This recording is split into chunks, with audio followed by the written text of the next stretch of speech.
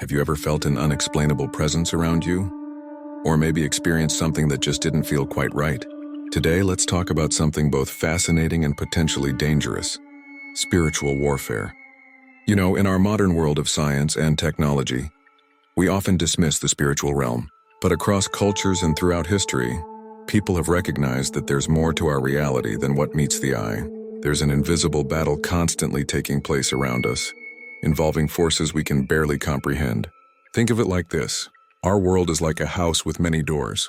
Some of these doors lead to places of light and protection, while others, well, they open to something much darker. When we start dabbling in spiritual practices without proper understanding or guidance, it's like blindly opening these doors without knowing what's on the other side. Here's what many people don't realize. When you begin engaging with spiritual energies, whether through meditation, rituals, or other practices, you're essentially creating a portal, a gateway between our world and other dimensional planes. It's like turning on a spiritual beacon that can attract both positive and negative entities. The angels and saints that many seek to connect with exist in realms of pure light and positive energy. But here's the catch. When you open yourself to these higher vibrations, you might unintentionally create openings for less benevolent forces too. It's like broadcasting a signal that everyone in the spiritual realm can pick up, not just the ones you're trying to reach. That's why spiritual protection is absolutely crucial. You wouldn't leave your front door wide open in a dangerous neighborhood, right? The same principle applies here.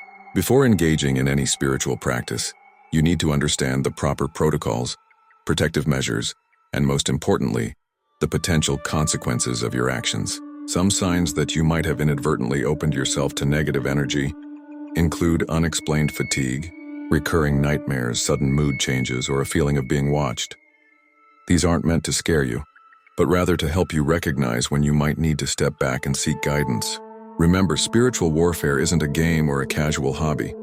It's a serious matter that requires respect, knowledge, and proper preparation. If you're interested in exploring the spiritual realm, always start by learning from experienced practitioners who understand the importance of protection and proper protocols.